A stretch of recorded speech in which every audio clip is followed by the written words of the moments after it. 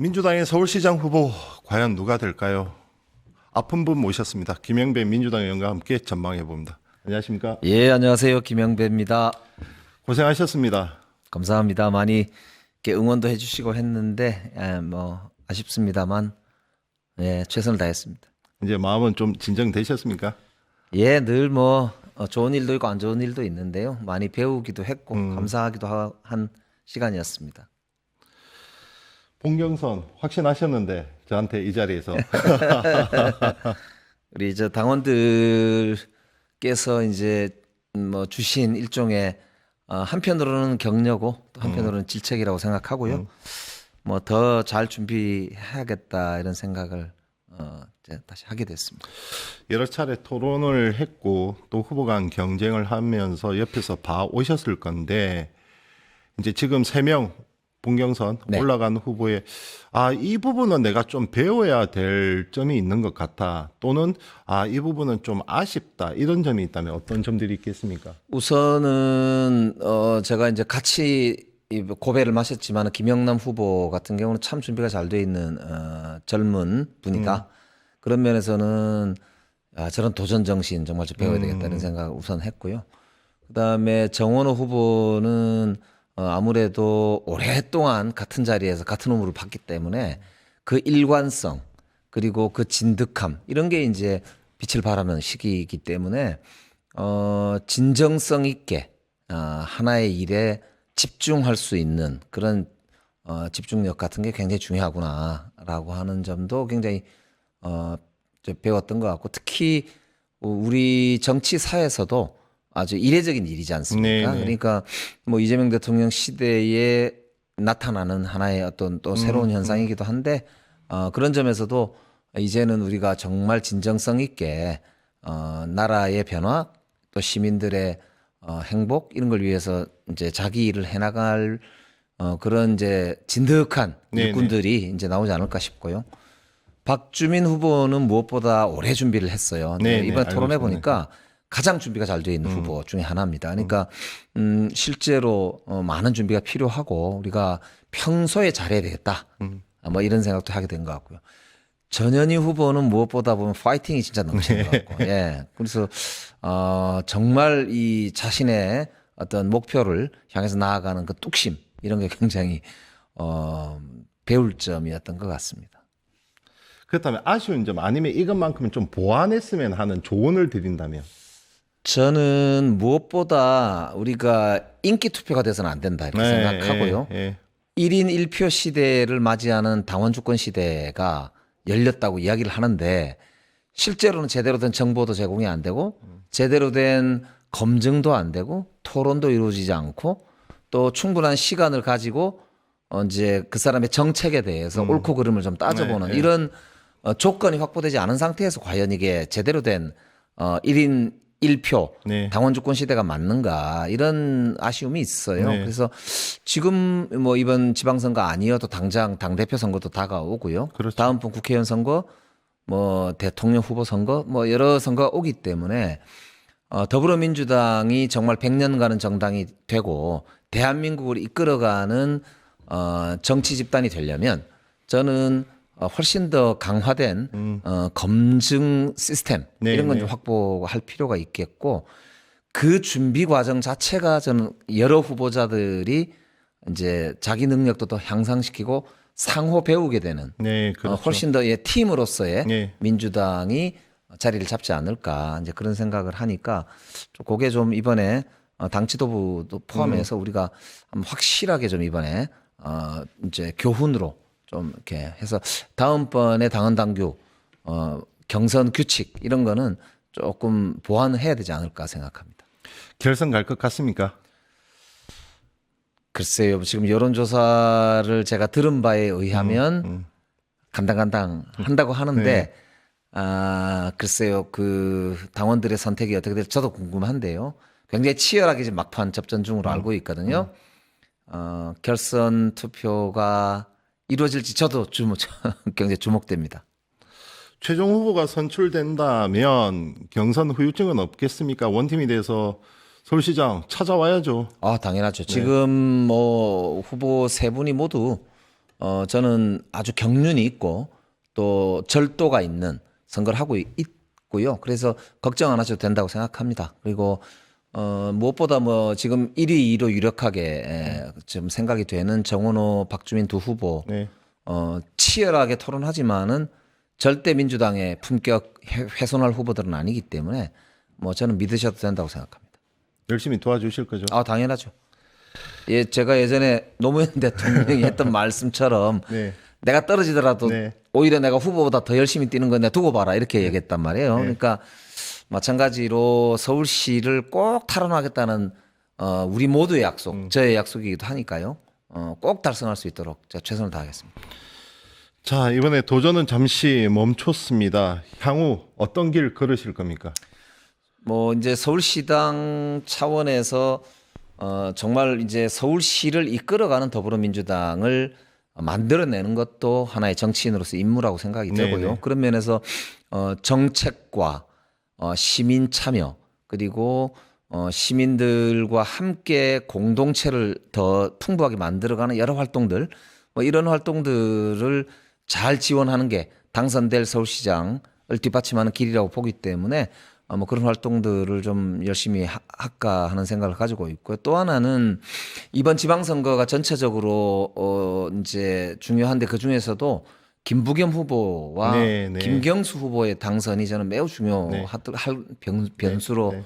등장할 텐데 거기를 좀 지원할 수 있는 역할을 좀 하려고 하는데 그 중에서도 제가 고향이 이제 부산이기도 하니까 네.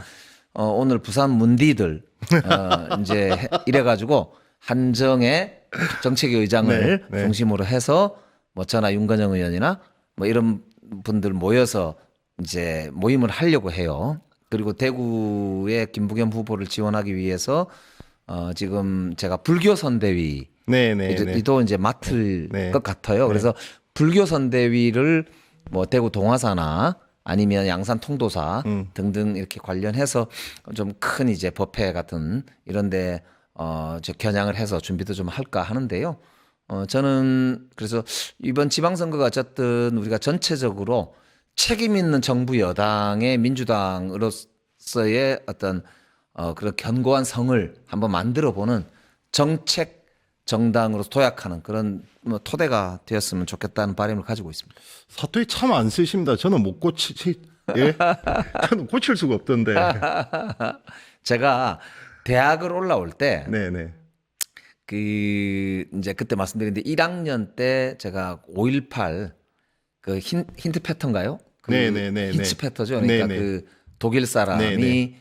그 택시 운전사 영화에 나오는 맞습니다. 그 네네. 비디오를 보고 제가 하루 종일 울었단 말이에요. 그리고 이제 학생 운동을 시작을 했는데 그때 제가 경상도 출신들이 가지고 있었던 허위 의식. 그렇죠. 네. 그러니까 그런 점에 그러니까 전 정말 5.18에 대해서 까맣게 몰랐기 때문에 그걸 반성하면서 저 스스로도 제가 좀 더 많은 사람들과 대화하고 소통할 수 있는 사람이 돼야 되겠다. 이런 생각을 스스로 이제 하다 보니까 아마 제가 이제 서울 사람 비슷하게 이렇게 하는 습관이 좀 생긴 것 같은데. 서울 사람이세요?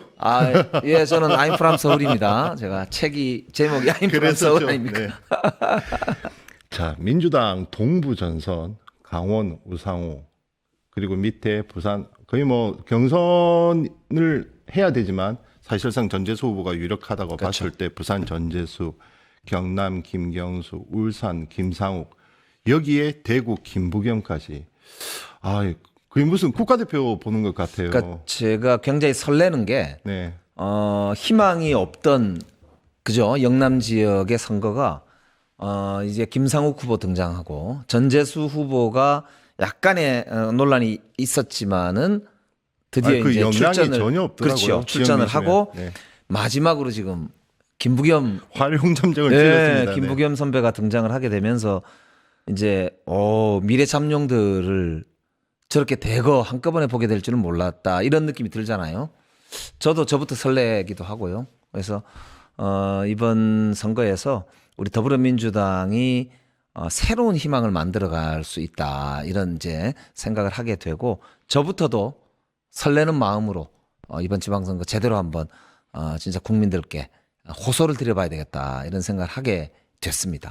부산, 울산, 경남 그리고 강원은 민주당이 이겨봤습니다. 이겨봤었죠. 맞습니다. 부산도 한 번 이겨봤었고. 대구는 한 번도 못 이겼습니다. 그렇죠. 그래서 대구인데 대구의 현재 여론조사 지표대로라면 이거 뭐 해볼 만하다가 아니라 정말 당선될 수도 있겠다 이런 이제 희망까지 품게 되는데 그게 금물이에요. 그러니까요. 그러니까 절대 금물이에요. 제가 드린 말씀이 지난 총선 같은 경우도 민주당이 그렇게 압승했음에도 불구하고 부산에서 전재수 의원 단 한 석 맞습니다. 얻는데 그쳤습니다. 그러니까 오히려 이것이- 역풍이 불어요. 그렇죠. 이 역결집 견제 심리가 강화되고 맞습니다. 그래서 이 막판에 조심해야 될 것들은 무엇이 있을 것 같습니까? 이번에도 그러한 역결집 견제 심리가 작동할까요? 아니면 예. 국민의힘이 워낙 지금 자중질환이니까 투표장에 안 가면서 오히려 민주당 표만 좀 나오지 않을까 이런 기대도 있습니다. 어떻게 봐야 됩니까? 아직은 좀 더 유동적인 상황이긴 한데 제가 보기에 역결집이 충분히 저는 이루어질 거라고 예상해야 된다고 생각해요. 그게 일단 이렇습니다. 대구가 가만히 보시면 이진숙 후보가 지금 무소속으로 출마하려고 한다는 거잖아요. 네네. 그게 저희들한테는 오히려 악재가 될 가능성이 높아요. 아 보통 삼자구도 하면 예. 네. 왜냐하면 단일화가 이루어질 가능성이 있거나 막판 가면 아이고 그래도 파란색한테 어째주겠노 이렇게 될 가능성이 있어요. 그러니까 그러면 양쪽이 사실상 단일화를 하는 그래서 국민의힘 후보하고 무소속이 오히려 자기들 간에 단일화가 이슈가 돼가지고 김부겸이 되느냐 아니냐가 아니고 단일화가 되느냐 아니냐 이게 선거의 이슈가 거꾸로 돼버리는 경우가 생긴다는 거죠. 그러니까 이게 사람들이 바보가 아니기 때문에 네네. 누가 주도해서 게임의 아젠다를 주도하느냐잖아요. 네네. 그러니까 지금은 김부겸이 대구에서 되겠나 이게 관심인데 그렇죠. 그게 아니고 어유 이준숙 나왔네? 저 단일화 할란가? 단일화하면 이기겠는데? 이게 이제 이슈가 되는 순간 뒤집어지는 거거든요. 이슈가 전환되는 순간. 마찬가지로 부산도 똑같습니다. 사실은. 아. 이게 선거를 하다가 무슨 일이 생길지 모르거든요. 지금 전재수 의원 분위기가 너무 좋던데요. 그러니까 그래서 저는 오히려 걱정입니다. 아, 네. 사실은 선거라는 것은 예를 들면 저 김영배가 당선될 때요. 저를 왜 찍으셨냐 물어보니까 김씨라 찍었다는 사람도 있고요. 잘생겼다는 사람도 있고 네. 부산이라 찍었다는 네. 사람도 있고 네. 거꾸로 잘 모르지만 젊어서 찍었다. 이 여러 이유가 있어요. 근데 그렇죠. 사람들이 실제로 그것 때문에 찍은 건 아니거든요. 이번에는 여당을 혼내줘야 되겠다. 혹은 아니면 이번에는 여당을 밀어줘야 되겠다. 이런 이제 깔려 있는 어떤 소위 이야기는 여론, 그다음 그 선거에 해당 시대 정신 이런 것들이 개인화돼서 나타날 때는 다양한 방식으로 자기가 선택하는 핑계를 찾게 되는 거거든요. 근데 이 핑계라는 게 어이구야 이게 민주당이 오만한데 그렇죠. 너무한데? 그렇죠. 이거 너무 한쪽으로 쏠리면 되겠나? 오만하는 틀림없이 수가. 네. 틀림없이 그런 일들이 이제 발생하게 되고 알게 모르게 잠재되어 있던 그런 의식들이 작은 계기를 통해서 터지거든요. 그래서 예전에 뭐 180석 발언부터 시작해서 총선 때 늘 200석 발언도 예, 나왔습니다. 200석 발언, 뭐 180석 발언 이런 것들이 결국에는 영향을 준다고 하지만 그 발언 자체가 무슨 문제가 되겠습니까? 오만해 보이는 거죠. 예, 오만함이 이렇게 가스가 싹 퍼져 있는데 그렇죠. 불똥이 탁 튀면 팡 터지는 거거든요. 그러니까 저는 특히 이 부산, 경남과 대구, 경북은 지금 갈 길을 못 찾고 있는 표들이 많기 때문에 부동층이 많더라고요. 정말로 저는 아주 겸손하고 끝까지 최선을 다하는 자세를 가지지 않으면 저는 틀림없이 역풍이 분다고 생각합니다.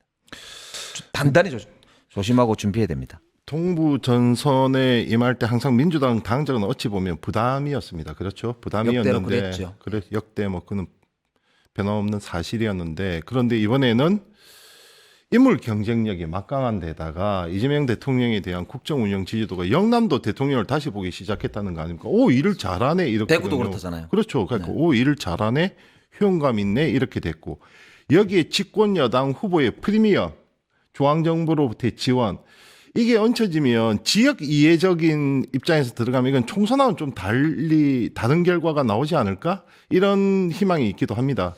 그러니까 그래서 선거 운동을 기획하는 사람의 입장에서는 이런 경우에 유리해 보이는 선거잖아요. 네네. 이럴 때는 뭘 할 건가를 기획할 게 아니고 뭐를 안 할 건지를 분명하게 하고 네. 하지 말아야 될 걸 찾아가지고 안 하는 쪽으로 선거 운동을 집중해야 돼요. 쓸데없는 그러네요. 말 안 하고 그러네요. 건방 떨지 말고 말 한마디에 얼마나 표가 갈렸습니까? 정말로 예를 들면 차라리 어떤 때는 선거 운동 안 하고 그냥 가만히 있는 게 도움이 더 된다. 그 할 정도의 상황도 있을 수 있다는 거죠. 그러니까 선거라는 게 참 희한한 거 아닙니까? 그렇습니다. 예. 그리고 사실 가만히 생각해 보면 그렇습니다. 김부겸 후보가 저한테 몇 번을 말씀하신 게 그 여성분들, 어머님, 할머니 이런 분들이 그런다는 거죠. 야, 들어갈 때는 분명히 김부겸이 찍으려고 들어갔는데 찍고 보이 이버이더라. 딴 번호더라. 네 아이대. 다 그랬어요. 예. 다 할매들. 이게 우리가 사람들이 뭐 바보라서 뭐 모르거나 몰라서 안 찍거나 그런 거 아니지 않습니까? 네. 이게 이제 사람이 가지고 있는 자기 자존심이나 자기 선택권. 그러니까 이걸 정말 우리가 주권자로서 존중한다면 그 주권자들의 선택을 받아내기 위해서는 정말 우리 자세가 이제는 더 책임 있고 더 근본적으로 고민할 필요가 있다는 거고 사실 이재명 대통령도 요즘 일하는 게 거의 목숨 내걸고 일하는 듯한 분위기잖아요. 그런 분위기를 주기 때문에 사람들이 신뢰를 하게 되고 야 진짜 잘하네 이렇게 생각하는 이유도 뭐 좋고 싫고 문제보다를 더 넘어서는 정도 수준으로 뭔가 정말 헌신적으로 일하는구나. 네네. 자기가 혼을 불어넣어서 일하는구나 이런 생각을 하기 때문에 사람들이 마음이 가는 거거든요. 결국 마음이 가야 되는 거고 그래서 저는 이번 영남 선거의 키워드는 결국 마음이라고 생각하고요. 다른 뭐 물질적으로 뭘 퍼부어 가지고 예산 폭탄할게요. 뭐 할게 이런 건방 떨다가는 잘못하면은 야 돈으로 표를 살라고 그래? 이제 이런 말을 들을 수도 있어요. 그러니까 저는 정말로 마음으로 호소하고 우리 지역 오히려 우리 주권자 여러분들의 삶을 생각해서도 한번 우리 민주당을 봐주십시오. 민주당 이때까지 어떻게 준비해 온지 아십니까? 한 번만 우리 좀 한번 손잡아 주십시오. 이런 이제 저는 자세가 필요하다 생각하고 마음을 키워드로 하고 마음을 얻어야 된다 이렇게 생각합니다. 현재 여론조사 믿지 말고 낮은 자세로 진정성 있게 다가가라. 이렇게 조언 주시는 것 같습니다. 지금 외통위 간사시죠? 네, 그렇습니다. 후반기 상임위는 어디 할지 좀 마음에 아직은 결정을 못 했는데요. 지금 상황 같아서는 사실 외통위를 계속 해야 되지 않을까 싶은 벗어나기 정도로 힘들 네. 지금 우리나라 국익이 지금 외교에 달려 있다. 이런 이제 정말 위기의 어떤 국제 질서 아닌가 싶고요. 그런데 모르겠습니다. 일단 우선 당면에서는 이제 지금 중동 사태가 오늘 내일 하잖아요. 지금 트럼프가 내일까지 시한을 지금 하루 연장을 정해놓고 했는데 협상 마무리를 하자고 지금 계속 재촉을 하고 있는 입장이고 5월 14일, 15일에 미중 정상회담이 열리고 거기다가 이제 지금 11월 달에 있는 중간선거 때문에라도 트럼프가 최저 지지율을 벗어나기 위해서 지금 자기 내각도 지금 막 교체하고 있거든요. 법무부 장관 펜본디 바뀌었죠. 그 전에 크리스티 놈 국토안보부 장관 잘랐잖아요. 지금 러트닉이라고 우리 한국을 괴롭히고 있는 상무장관도 지금 자른다는 보도가 있지 않습니까? 그럴 정도로 트럼프도 거의 자기 올인을 하면서 지금 중간선거 준비를 하는 것 같아요. 그럼 이런 상태라면 이제 한국에 대해서 최근에 트럼프가 한국이 도움이 안 된다. 4만 5천 명 주한미군 이때까지 있었는데 고마운 줄 모른다. 이런 식의 이제 발언이 후폭풍이 미중 정상회담을 전후해서 우리에게 어떻게 전가되어 올 것인지에 대해서도 사실 가늠하기 어려운 그런 상황이고요. 또 최근에 보도가 나왔습니다만 일본 같은 경우는 중동에서 에너지의 93%를 수입하기 때문에 네네. 어떤 방법을 썼는지 정확히 보도는 안 되지만 일본 LNG 선박 2척이 호르무즈 해협을 통과했거든요. 그러니까 이런 상황을 볼 때 대한민국이 과연 이제 미국과의 그런 양해 없이 우리나라 묶여 있는 원유선들을 통과시킬 수 있겠나 이런 이제 국민적인 관심도 막 제기되잖아요. 그러니까 이런 문제를 포함해서 사실 굉장히 아주 곤혹스러운 상황이 분명합니다. 자, 지금 중동 사태 이야기 안 할 수가 없습니다. 우리 민생에 미치는 영향도 워낙 맞습니다. 크기 때문에 트럼프가 지금 뭐 국내적으로도 그렇고 그리고 국외적으로도 그렇고 상당히 고립적인 위치에 처했습니다. 국외적으로는 지금 나토와 완전 균열이 완전 일상화가 됐고 그다음에 마크롱 대통령한테 뭐 부인한테 학대당한다고. 저는 미국 대통령이 외국 그 유럽에 있는 대통령한테 그렇게 하는 경우를 처음 봤습니다. 다 마찬가지실 텐데. 이스라엘 외에는 지금 우방이 없는 것 같고 국내적으로도 뭐 지금 이대로라면 11월 중간 선거는 해보나 마나라는 얘기까지 나올 정도입니다. 맞습니다. 지난번에 작년이지요. 저 공화당의 텃밭 중에 텃밭이 그렇죠. 플로리다하고 텍사스인데 텍사스의 하원 의원 보궐선거에서 쉽게 말하면 박살이 났습니다. 맞습니다. 네. 그러니까 대구에서 쉽게 말하면 국회의원 선거를 했는데 보궐선거 민주당한테 국민의힘이 박살이 난 꼴이거든요. 그러니까 그 상태이기 때문에 이제 다가오는 중간선거가 민주당이 유리할 거라고 지금 일반적으로 예측하고 있는데다가 트럼프 지지율이 지금 30% 초반대이기 네. 때문에 굉장히 지금 트럼프가 흔들리는 상황이거든요. 그렇기 때문에 오히려 더 극단적인 정책을 취하지 않을까라고 하는 우려가 되고요. 그런 면에서 보면은 지금 이제 우리나라가 지금 마스가 프로젝트를 비롯해서 3,500억 불 투자해 놓은 거 네. 이제에 대한 속도를 내야 되는 입장에서 굉장히 사실은 요 이제 저 무역과 관련된 긴장되는 상황이고 특히 오늘부터 지금 철강 관련된 제품들이 25% 관세. 뭐 세탁기부터 네. 시작해서 25% 관세가 이제 부과되기 시작하기 때문에 이게 반도체나 자동차로 옮아붙지 않을까 해서 이제 굉장히 걱정이 되고 USTR에서 301조 조사가 지금 6월 달에 끝난다는 거기 때문에 줄줄이 지금 미국하고 무역도 남아 있고요. 거기다가 이제 유가가 높다 보니까 우리가 이제 사실은 에너지 수입과 관련되어서 뭐 심각한 물가 문제, 그다음에 제품 원가 문제, 그렇죠. 수출 원가 문제 뭐 이런 문제들이 아주 이제 중대한 그런 경제 위기 상황을 이제 우려케 하는 상황이죠. 외통이 좀 더 하셔야 될 것 같은데 지금 말씀하신 안건 하나하나가 다 엄중합니다. 엄중한데 지금 당장 어쨌든 중동 사태, 이란전 사태가 우리에게 워낙 크다 보니 트럼프가 이렇게 국내외적으로 고립돼 있는 상황이기 때문에 퇴로를 찾지 않겠냐. 혼자서 그냥 종전 셀프 종전 그 승리 선언하고 나서 저 밖으로 나가지 않겠느냐 했는데 또 그러기에는 트럼프의 퇴로가 없어 보입니다. 얻은 게 없거든요. 지금. 이란이 다 보면 예상을 하고 카운터 어택을 준비를 이란이 이 정도였나 한 것 싶을 같아요. 정도입니다. 그러니까요. 지금 보면 미사일도 안 쏘다가 없는 줄 알았더니 어제 보면은 다른 중동 국가의 원유 시설하고 발전 시설하고 이런 데를 공격하잖아요. 그리고 후티 반군 비롯해서 홍해. 여러 이제 친이란 세력들을 동원해 가지고 이스라엘을 공격하고 홍해를 지금 이제 봉쇄하겠다고 지금 이제 나온단 말이에요.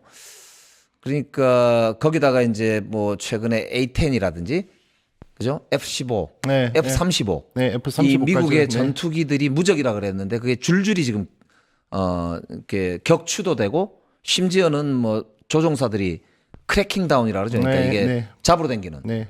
그러니까 미국 조종사들이 이란 내에서 도망당기는 이런 이제 상황이 발생을 했기 때문에 이거는 뭐 심각한 문제. 예전에 1979년도에 미국인들을 이란이 그래. 그 유명한 사건이 있었죠. 이 억류를 억류에 하게 있었죠.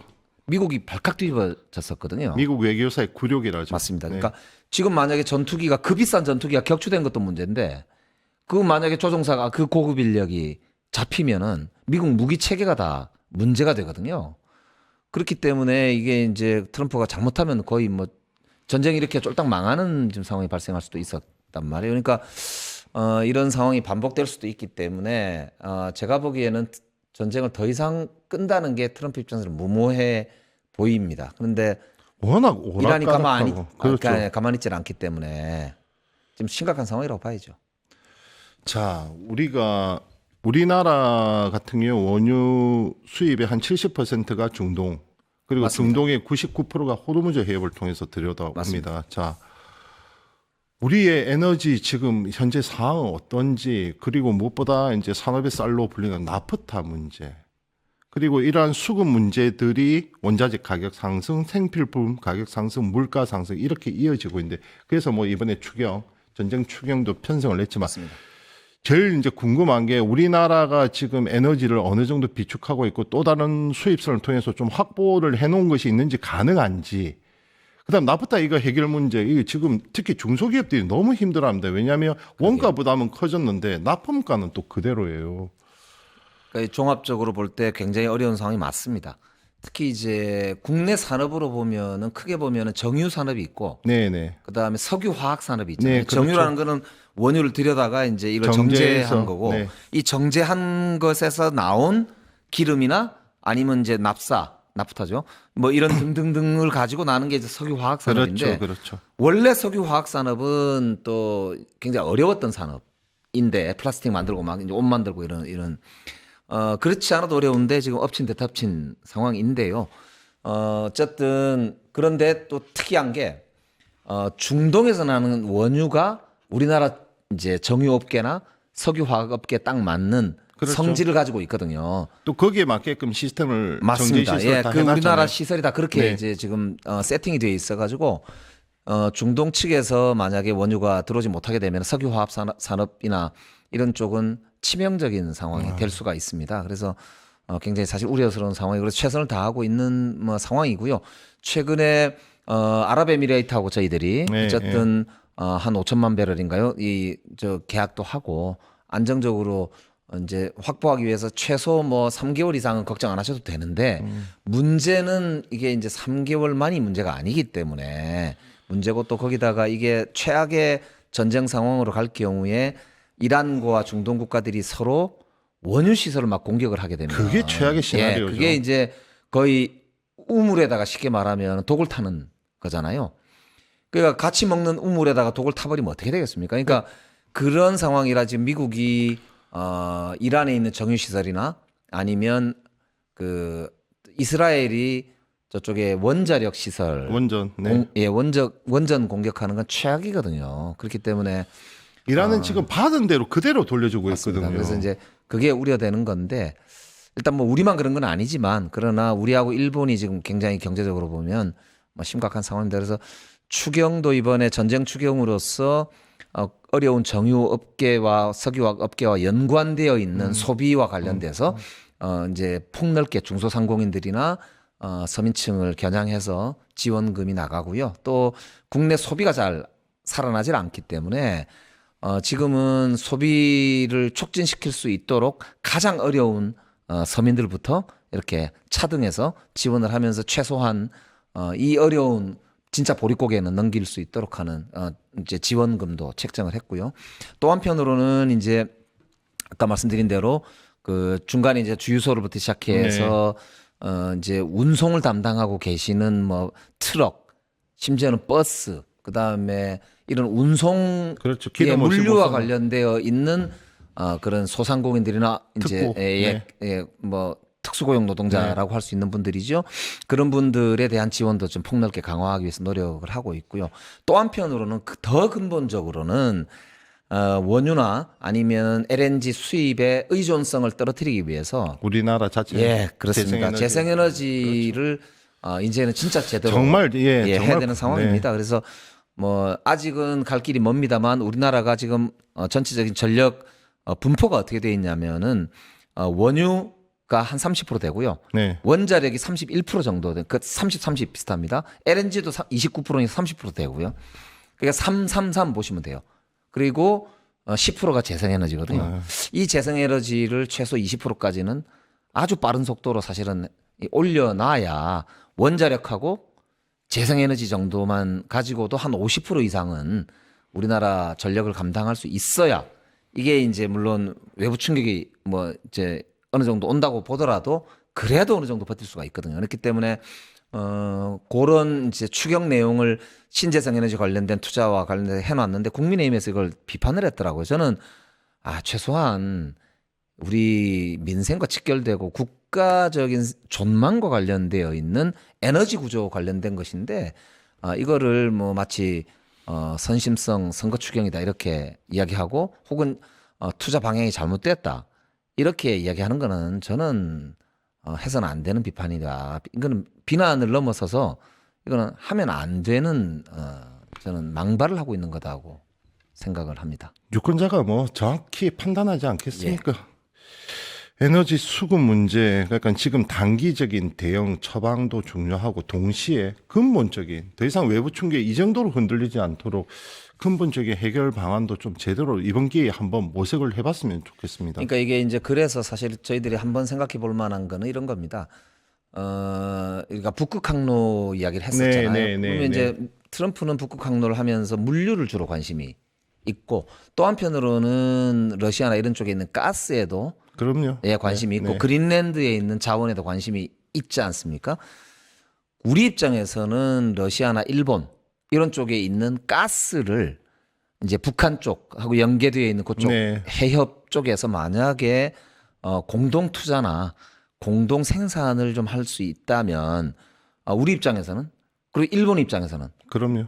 훨씬 더 싸게 적어도 이런 에너지 문제는 예를 들어서 중동이나 다른 나라들 간의 어떤 냉전이나 무슨 전략 경쟁 이런 거 상관없이 우리 국익을 위한 최소한의 안전장치로 좀 확보를 할 수가 없을까 이런 상상력이 저는 필요하다고 생각하고요. 그럼요. 그런 면에서는 일본과도 역사의 문제가 있지만은 이런 국가 생존의 그럼요. 전략적 고민은 필요하다. 러시아하고도 마찬가지입니다.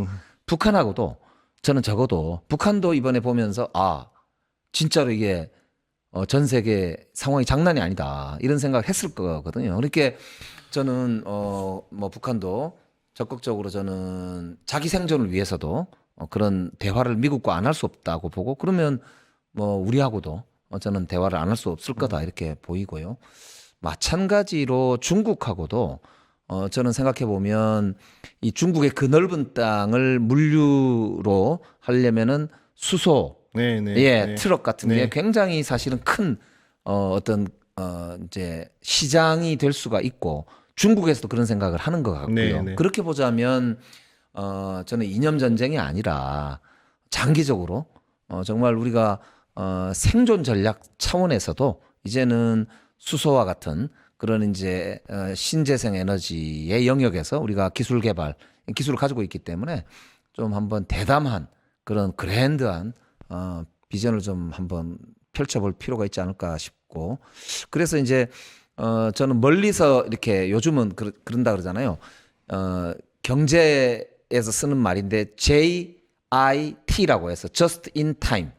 그러니까 적기 조달 전략이라고 해서 그게 이때까지 도요다가 처음에 만들어낸 말인데 그게 이제 전 세계 글로벌 공급망을 가장 효율적으로 가장 적시에 시간에 맞게 딱딱딱딱 톱니바퀴처럼 만드는 요 효율성 전략에서 just in case 뭔 일이 생길지 모르기 때문에 위기 관리 전략 그래서 멀리서 조달하는 것들에 대해서 항상 대체 품목을 가까이에 만들어 두고 이렇게 생산 구조를 짜지 않으면 제대로 된 경제 전략을 수립할 수 없다. 이게 이제 요즘 산업계 대세라고 하거든요. 그렇게 보자면 우리가 휘토류라든지 또 혹은 원유라든지 뭐 이런 여러 가지 에너지원들이나 이 소위 원자재 이런 거는 우리 대한민국 혹은 대한민국과 가까운 곳에서 혹은 대한민국이 그래도 믿을 만한 곳에서 조달할 수 있도록 이제 외교 전략을 짜내는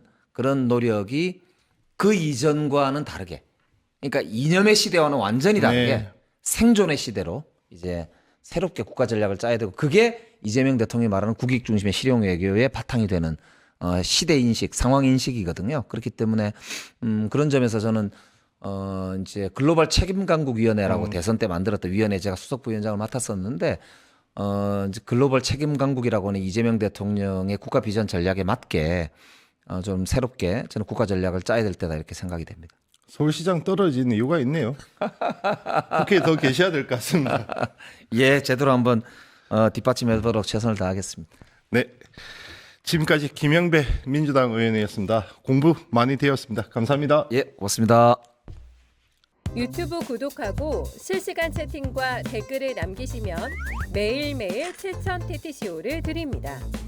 참여 방법은 통통물 어플을 다운로드하고 회원가입과 로그인을 해주세요.